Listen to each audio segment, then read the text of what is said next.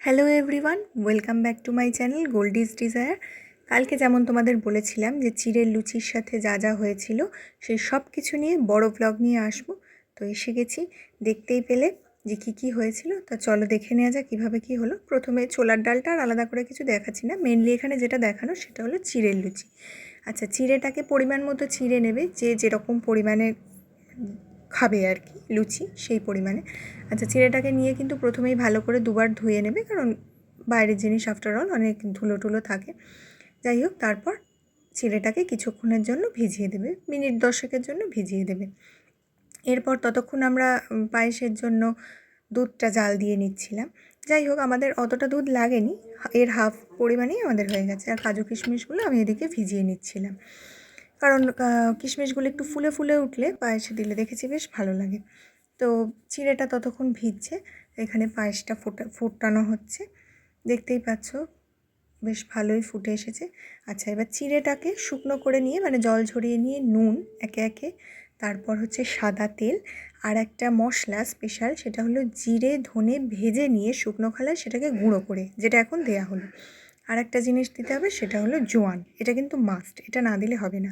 আর এটা দিলে দুটো জিনিস হয়, টেস্ট তো ভীষণ ভালো হয়, এর সাথে তোমরা যদি পারো ধনে পাতা আর চিলি ফ্লেক্সও অ্যাড করতে পারো। আমরা দিইনি, কিন্তু তোমরা দিতে পারো। আর জোয়ানটা দেওয়ার জন্য কি হয়, টেস্ট তো ভালো হয় আর সাথে হজমও তাড়াতাড়ি হয়ে যায়। তো দেখছো এখানে ডো থেকে নিয়ে লিচি কাটা হচ্ছে।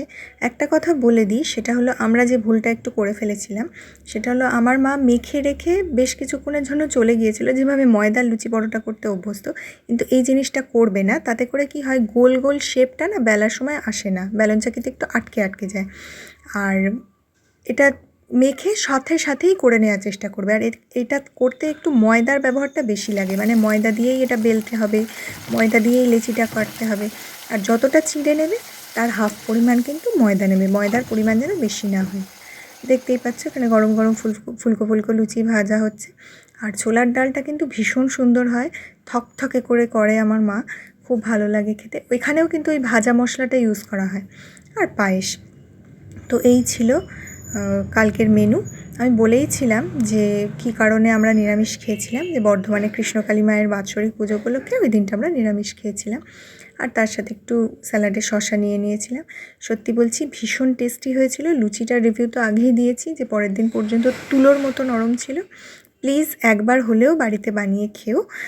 আমার মতো যারা আছো যে নিরামিষ একদম পছন্দ করো না, তারাও কিন্তু এরকম একটা থালি পেলে ভীষণই খুশি হবে। যাই হোক, ভিডিওটা কেমন লাগলো জানিও, আর ভালো লাগলে প্লিজ লাইক কমেন্ট শেয়ার করো।